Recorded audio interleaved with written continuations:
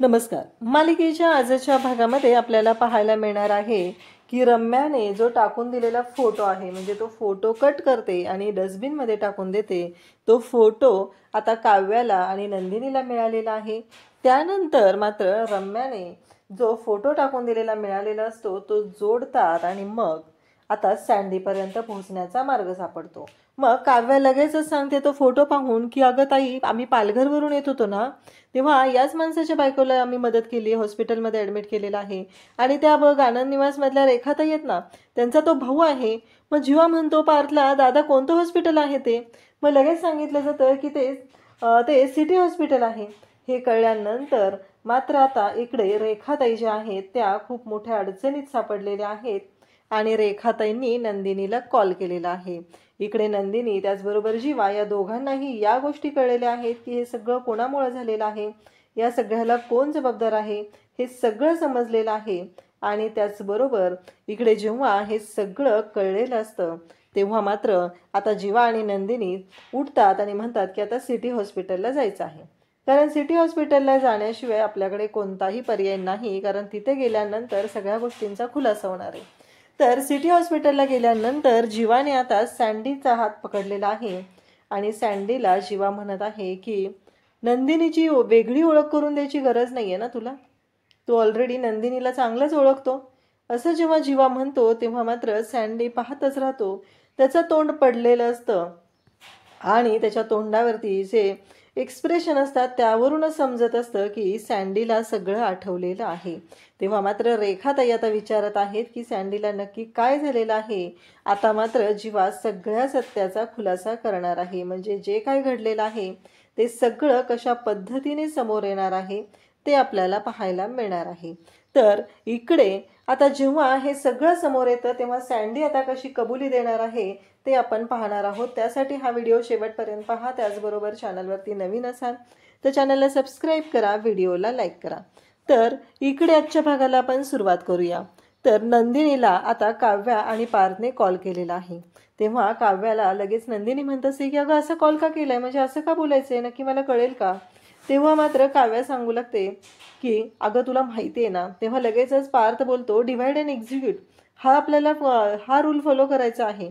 तेव्हा मात्र इकडे जीवा विचारतो डिव्हाइड अँड एक्झिक्यूट म्हणजे, कारण या दोघांना कळत नसतं की यांना नक्की काय म्हणायचं आहे. डिव्हाइड अँड एक्झिक्यूट म्हणजे काय आहे, कशामुळे हे सगळं बोललं जातंय.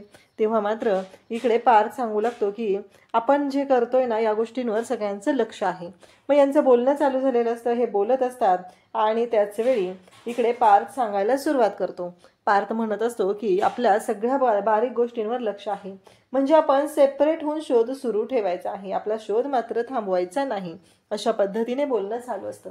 मग काव्या सांगू लागते की कुठेतरी कोपऱ्यात जाऊन बोला, कारण जर आपलं बोलणं कोणी ऐकलं तर त्यांच्यापर्यंत बातम्या जात आहेत. कारण बघितलं ना, जो दीपकचा साथीदार आहे त्या बाबतीत आपण डिस्कस केलेलं होतं आणि बरोबर ती गोष्ट तिकडे जाऊन कळली, म्हणून तर त्याचा नंबर आता बंद लागतोय.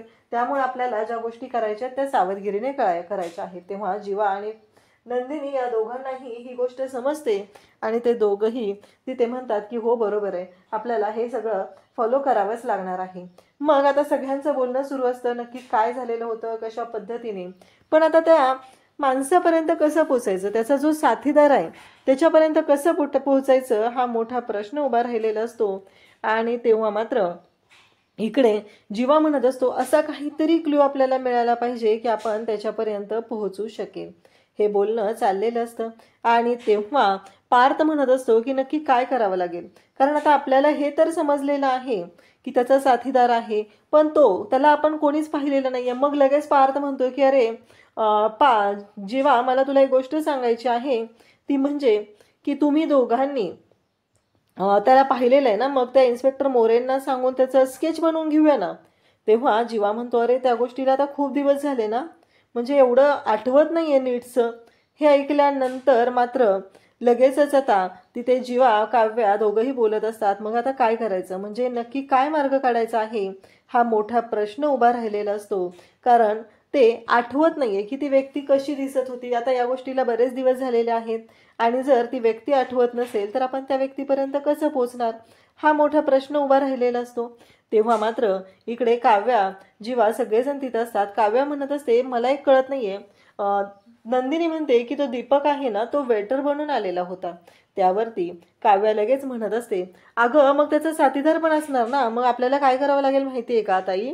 तेव्हा ती बोलत असते की तो जर वेटर बनून आलेला होता तर आपण जे फोटो काढलेले आहेत आपल्या लग्नाचे, त्या अल्बममध्ये असेल ना फोटो, त्याच्यामध्ये आपण शोध घेऊया ना, असं बोलणं चाललेलं असतं. आणि नेमकं हेच बोलणं ऐकलेलं असतं ते म्हणजे आता मंजूने हे बोलणं ऐकलेलं आहे.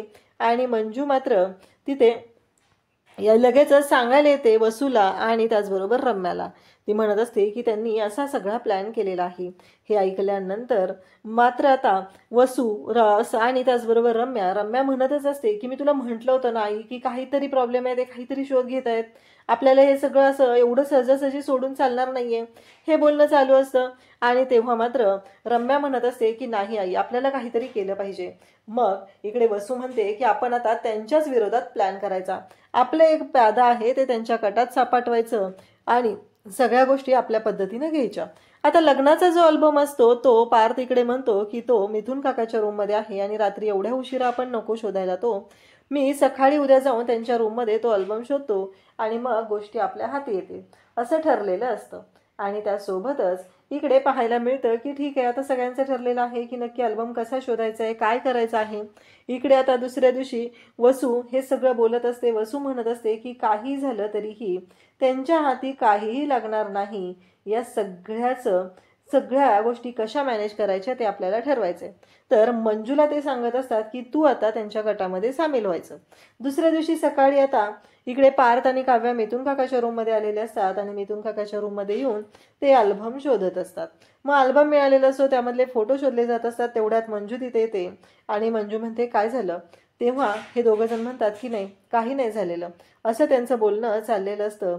आणि तेव्हा मात्र इकडे पाहायला मिळतं की या सगळ्या गोष्टी जेव्हा घडत असतात त्याच वेळी आता मंजू तिथे येते आणि बोलायला लागते की माझ्या मुलीला एवढा त्रास दिलेला आहे, मी तिला अजिबात सोडणार नाही वसुताईला, पण तुम्ही माझ्यावर विश्वास का ठेवत नाहीये. तर काव्या म्हणत असते की नाही तसं काही नाहीये, मी तुम्हाला मदत करते, मला सांगा काय मदत करायची, मी तुमच्या बाजूने आहे, असं बोलणं चाललेलं असतं. आणि तेव्हा मात्र इकडे हे सगळेजण म्हणत असतात की नाही, आमच्या बाजूने वगैरे राहायची काहीच गरज नाहीये, असं बोलत असतात. आणि त्याच वेळी इकडे ती म्हणत असते की माझ्या मुलीला तिने एवढा त्रास दिलाय आणि मी तिला कशालाही करू. खरं तर ह्या मंजूला खरंच अक्कल पाहिजे ना, खरंच त्रास दिलाय ही गोष्ट एवढी तिला माहिती आहे, तर मग का ती असं बोलतेय, का असं वागतेय, का तिला वाटत नाहीये की आपल्या मुलीला खरंच त्रास दिलाय. मग ती म्हणू लागते की माझ्या नंदिनीने माझ्या मुलीसाठी एवढं केलेलं आहे, माझ्या मुलीच्या पाठीशी ती खंबीरपणे उभी राहिली, मला आता काहीतरी केलं पाहिजे, असं बोलणं चाललेलं असतं. आणि त्यासोबतच इकडे लगेचच आता काव्या आणि पार्थ हिच्यावरती विश्वास ठेवतात. झालं, हिच्यावरती विश्वास ठेवलाय, मग सांगा काय काम करायचं आहे, असं बोलणं असतं. आणि मग काव्या आणि पार्थ म्हणत असतात की तो जो फोटो आहे ना वेटर बनून आलेला, तो फोटो शोधायचा आहे, त्यासाठी आम्ही आलेलो आहोत. आता तो फोटो कोणता आहे, तो फोटो कसा शोधायचा, हा मोठा प्रश्न उभा राहिलेला असतो. आणि मग तिला सांगितलं जातं. झालं, एवढ्याच गोष्टीचा फायदा. लगेचच ती म्हणते की मिथुनला, अहो पिहू काय करते जरा बघून या बरं. म्हणजे इतक्या चालाकीने मंजू काम करत असते की याच्यावर कोणाचा विश्वासच बसत नाही. झालं, मिथुन काका आता पिहूला बघायला जातात. मग आता फोटो शोधायला सुरुवात होते. फोटो कसा शोधायचा हा मोठा प्रश्न उभा राहिलेला असतो. आणि त्याच वेळी इकडे नंदिनी आणि जीवा, नंदिनी म्हणत असते की आता तो फोटो मिळाला की मग सगळ्या गोष्टी क्लिअर होतील. जीवाही तेच सांगत असतो. पण नंदिनी एका टेन्शनमध्ये असते. नंदिनी म्हणत असते की मला कळत नाहीये की रेखाताईंचा फोनचं काय झालं असेल, म्हणजे त्यांच्या भावाचं बाळ ठीक तर असेल ना. हा नंदिनीचा चांगुलपणा असतो, तिला ते आठवत असतं, ती टेन्शनमध्ये असते. तेव्हा नंदिनी म्हणते की मला कळतच नाहीये जीवा की त्यांच्या भावाचं बाळ सुखरूप असेल ना, त्याला काही झालेलं नसेल ना. तेव्हा जीवा म्हणत असतो की अगं नाही, काही नाही होणार, नको काळजी करू, आपण त्यांना फोन करून बघूया. मग नंदिनी फोन लावते, पण रेखाताईंचा फोन लागणार कसा, कारण ज्या त्यांच्या भावाने सँडीने त्यांचा फोन बंद करून ठेवलेला आहे आणि सांगितलेलं आहे की तू माझ्या बायकोकडे आणि मुलाकडे लक्ष दे, कारण या फोनकडे तू बघत बसू नको, या सगळ्या गोष्टी सांगितलेल्या असतात. आणि तेव्हा मात्र इकडे नंदिनी विचार करायला लागलेली असते. तेव्हा जीवा म्हणत असतो की नंदिनी काळजी करू नको, सगळ्या गोष्टी व्यवस्थित होतील, बरं आपण देवापुढे जाऊन दिवा लावूया. तेव्हा जीवा म्हणतो की चल मी पण येतो. नंदिनी म्हणते तुम्ही? तेव्हा जीवा म्हणतो की जी माणसं तुझी ती माझी, आणि मला सांग, जे आपण करतोय ते दोघं मिळून करतोय ना, त्यामुळं जे सगळं तुझं आहे ते माझंच आहे, अशा पद्धतीने त्याचं बोलणं असतं. आणि तेव्हा मात्र नंदिनीला खूप बरं वाटतं. म्हणजे फायनली या सगळ्या गोष्टी सोडवता सोडवता जीवा आणि नंदिनी या दोघांचं नातं सुद्धा खूप चांगल्या पद्धतीने एकत्र येत आहे, ते आपल्याला पाहायला मिळत आहे. म्हणजे खूप छान पद्धतीने ते दोघं जणही एकमेकांना समजून घेत आहेत, एकमेकांशी चांगलं वागत आहेत, हे सगळं घडत असतं. इकडे आता फोटोची शोधाशोध सुरू चाललेली असते. पार्थकाव्या फोटो शोधत असतात. त्याच वेळी तिथे मंजू सुद्धा फोटो शोधत असते. आणि बरोबर मंजू फोटो पाहत असते तेव्हा त्या फोटोमध्ये काही फोटो तिच्या हाती लागलेले असतात. इकडे पार्थकाव्याच्या हाती नाही, पण नेमकं त्या गर्दीतून इकडे काहीतरी घेऊन जाताना दीपक तिला दिसतो. ती म्हणते, हा दीपक म्हणजे हा जो मागचा असणार आहे तो त्याचा साथीदार असणार आहे. आणि बरोबर महत्वाचा फोटो तेवढा आता या मंजूच्या हाती लागतो. आणि तेव्हा पार्थ विचारतो, काय झालं, सापडलं का काही? तेव्हा मंजू म्हणते की नाही. आता फोटो तर तिच्या हातात असतो आणि मग ती दाखवते आणि म्हणते, हे बघ, तुझ्या आणि काव्याचेच आहेत फोटो, असं सांगू लागते. तेव्हा मात्र इकडे पार्थ शांतपणे पुन्हा फोटो बघायला सुरुवात करतो. म्हणजे मंजूने ते आता पार्थशी खोटं बोलून त्यालाच फसवलेलं असतं. इकडे आपल्याला पाहायला मिळतं की नंदिनी आणि जीवा दोघंही बाप्पाच्या समोर आहेत. नंदिनीच्या डोक्यातनं तो विचार काही जात नाही की त्यांचं बाळ ठीक असेल ना, त्याला काही झालं नसेल ना, कारण त्यांनी फोनवरती बोलत होत्या त्यावेळेसच तो फोन कट झालेला आहे. तेवढ्यातच इकडे आता मंजू सांगते की मी आले, जा पाणी पिऊन आले, असं म्हणून ती जाऊन येते. आता ही नंदिनी आणि जीवा दोघंही बाप्पाची आरती करत आहेत. ती येते आणि म्हणते की हे घे, हाच तो फोटो मिळाला ना. आणि मग लगेचच इकडे बाप्पाची आरती सुरू आहे. तर रम्याने आता काडी पेटवायचा प्रयत्न करत आहे, कारण तो फोटो तिला जाळून टाकायचा आहे. परंतु तो फोटो जाळून टाकण्यासाठी तिनं घेतलेला असतो, पण काडी काही ओढली जात नसते. तेव्हा मात्र रम्या तो फोटो फाडते आणि मग यांचा दिवा इथे फडफडत असतो. नंदिनी तो दिवा हाताने पकडते. जीवा आणि पार्थ दोघंही बाप्पाची आरती करत असतात. म्हणजे खऱ्या अर्थाने आज बाप्पा त्यांच्या मदतीला आलेला असतो, हे आपल्याला पाहायला मिळत आहे. कारण इथे जर हा फोटो जाळला असता तर पुरावा कायमचा मिटला असता, पण हा फोटो फाडला जातो आणि मग त्यांना दोघींनाही आता ते जो असतो तो कागद असतात ते टाकून द्यायचे असतात. मग ती विचारते, डस्टबिन कुठे तुमच्या रूममधलं? तेव्हा वसुहत्या म्हणते की नाही ग, ती नवीन आली आहे ना मूलकरीण, ती अजिबात व्यवस्थित काम करत नाहीये, इथे नाहीये डस्टबिन. जा बरं रम्या, हे खालच्या डस्टबिनमध्ये टाकून ये जा, असं म्हणत तिने रम्याला ते खालच्या डस्टबिनमध्ये टाकायला पाठवलेलं असतं. रम्या मात्र आता तो फोटो टाकायला येते आणि मग ती फोटो टाकायला आलेले असते. तोपर्यंत तिथे आरती झालेली असते. बाप्पाची आरती दोघांनी जोडीने व्यवस्थित केलेली असते आणि त्याचबरोबर दोघंही आता आरती घेत असतात. आणि मग नंदिनी आरती घेते. त्यानंतर नंदिनी आरतीचं ताट स्वतःच्या हातात घेते आणि मग जीवाला आरती देते. जीवा आरती घेतो. हे सगळं चालू असतं आणि त्याचवेळी तिला वरून रम्या येताना दिसते. मग नंदिनी ती आरती घेऊन आता रम्याकडे जाते आणि रम्याला म्हणत असते की हे घे, आरती घे. रम्याला आरती देत असते, पण रम्याच्या अंगात जी मस्ती असते, तिचं जे वागणं असतं, यावरून तर स्पष्ट दिसत असतं की रम्याला या कोणत्याही गोष्टींमध्ये इंटरेस्ट नाहीये. पण नंदिनी मात्र तिच्या मागं लागलेली असते, आरती घे, आरती घे. रम्या डाव्या हाताने आरती घेते. ऑब्विसली उजव्या हातामध्ये तो फोटो फाडलेला आहे, त्याचे फोटोचे तुकडे आहेत, तर ती उजव्या हाताने आरती कशी घेणार ना. आणि इकडे नंदिनी मात्र तिला म्हणत असते की अगं आरती घे ना, एवढा काय प्रॉब्लेम आहे तुला, असं नंदिनी तिला सांगत असते. पण रम्याला मात्र ती आरती घ्यायचीच नसते आणि रम्या शांतपणे तिथं उभी असते. तेव्हा ती म्हणत असते की काय, तुला काय करायचंय, कोणत्या हाताने घेईना मी? तेव्हा जीवा म्हणतो, अगं तू तिला आरती घेण्याचं काय सांगत आहे? कारण तिनं आरती घेतली किंवा देवाचं काही केलं तर ती वाईट कामं करणं सोडणार आहे का? त्यामुळे तिला आरती घेण्याबद्दल वगैरे काही सांगू नको, त्याचा काही परिणाम होणार नाही, कारण ती जसं वागायचं आहे तसंच वागणार आहे. तेव्हा रम्या म्हणते, एवढं वाटतं ना, मग कशाला आरती तर कशाला देत आहे? जीवा म्हणतो की चल नंदिनी, काही गरज नाहीये तिला आरती देण्याची, असं म्हणत जीवा नंदिनीला तिथून बाजूला घेतो आणि म्हणतो, बस झालं, तिच्याबरोबर काही चांगुलपणाने वागण्याची गरज नाही, असं स्पष्टपणे जीवानीकडे सांगितलेलं असतं. रम्याला पण तेच करायचं असतं. रम्या मात्र तिथून बाजूला निघून जाते, कारण तिला पटकन जाऊन ते फोटोचे तुकडे आहेत ते डस्टबिनमध्ये टाकायचे असतात आणि त्यासाठी ती तिथून निघून जाते. त्यानंतर पाहायला मिळतं की रम्या आता किचनच्या डस्टबिनकडे गेलेली असते. किचनच्या डस्टबिनमध्ये ते सगळे तुकडे तिनं टाकून देते आणि त्यानंतर तिथे किचन ओट्यावरती जो कचरा असतो, म्हणजे भाजीचा जो कचरा असतो, तो कचरा सगळा त्या डस्टबिनमध्ये टाकते. इकडे पाहायला मिळतं की डॉक्टर आता बाहेर आलेले असतात आणि डॉक्टर बाहेर आलेत म्हणून हे दोघंही धावत जातात. सँडी आणि त्याचबरोबर रेखाताई विचारू लागतात की बाळ कसं आहे आमचं. तेव्हा सँडी इकडे खूपच टेन्शनमध्ये असतो. त्या म्हणत असतात की तुमचं बाळ अजिबात व्यवस्थित नाही आहे, त्याच्या पल्स खूप कमी भरत आहेत. तेव्हा रेखाताई म्हणतात किती पैसा लागणार आहे तेवढा सांगा, पण आमच्या बाळाला काही होता कामा नये, हे रेखाताईंचं बोलणं असतं. तेव्हा मात्र सँडी पण तेच बोलत असतो. सँडी म्हणत असतो की मी हात जोडतो, पण माझ्या बाळाला वाचवा, माझ्या बाळाला काही होता कामा नये, असं त्याचं बोलणं असतं. आणि त्यासोबतच सँडी गयावया करू लागतो की माझं बाळ असं करत असतो तो. त्याच वेळी त्या म्हणत असतात की हे बघा, पैशांची गरज नाही आहे, तुमच्या बाळाला वाचवण्यासाठी पैशांची अजिबात गरज नाही, तर त्याला ब्लड देणं गरजेचं आहे. त्याचं ब्लड कमी झालेलं आहे आणि जर आपण त्याला ब्लड देऊ शकलो तरच तुमचं बाळ वाचणार आहे. बाळाचा ब्लड ग्रुप हा खूप रेअर आहे, त्यामुळं प्रॉब्लेम येतोय. रेखाताईंना विचारलं जातं तुमचा ब्लड ग्रुप कोणता आहे. तेव्हा रेखाताई सांगत असतात की माझा ब्लड ग्रुप ओ पॉझिटिव्ह आहे. त्याचबरोबर बाळाच्या बाबांना विचारलं जातं तर त्यांचा ब्लड ग्रुप हा बी पॉझिटिव्ह असतो. मग आता प्रश्न विवडतो तो म्हणजे बाळाचा ब्लड ग्रुप हा AB निगेटिव्ह आहे. तेव्हा मात्र तो म्हणू लागतो की अहो बाळाचा आहे तर नयनाचाही ब्लड ग्रुप AB निगेटिव्ह आहे.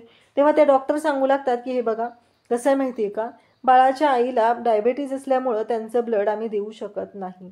आता हे ऐकल्यानंतर आणखी धक्का बसतो, कारण डायबेटीज आहे तर ते ब्लड देता येत नाही आहे, म्हणजे पुन्हा अडचण निर्माण झालेली असते. आणि तेव्हा मात्र त्या रेखाताई आणि त्याचबरोबर सँडी खूप रडू लागतात.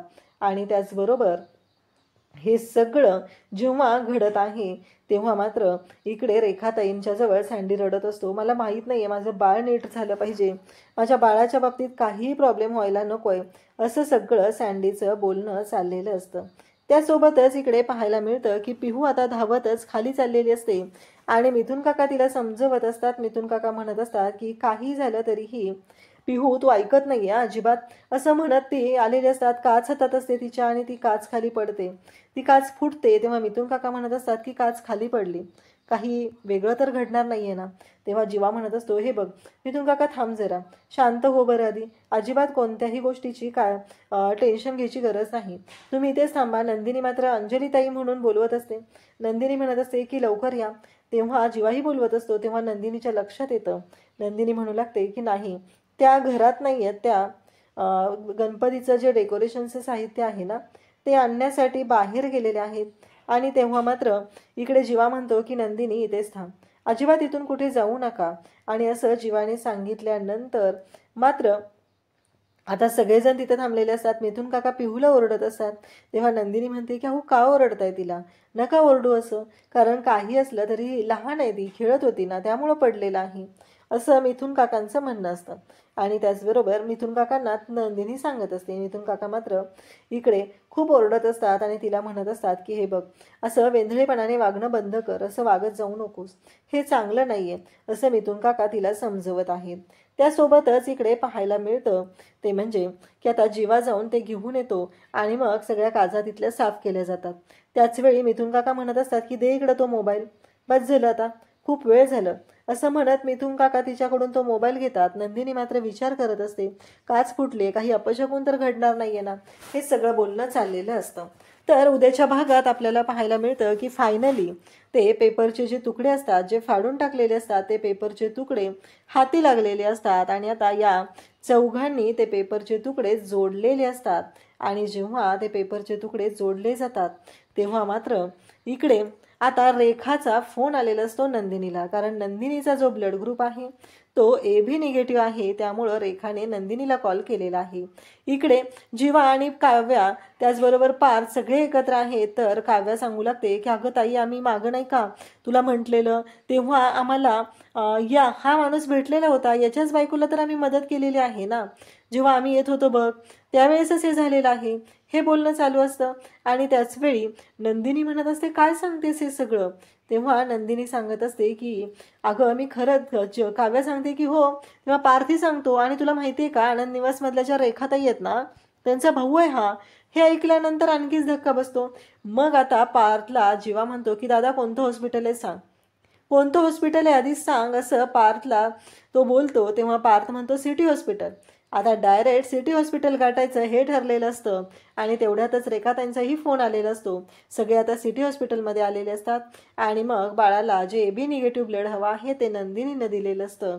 आणि त्याचवेळी जीवाने आता त्या सँडीची कॉलर पकडलेली आहे आणि जीवा म्हणतो की नंदिनीची वेगळी ओळख करून द्यायची गरज नाही आहे. नंदिनीला तर तू पूर्णपणे ओळखतोस.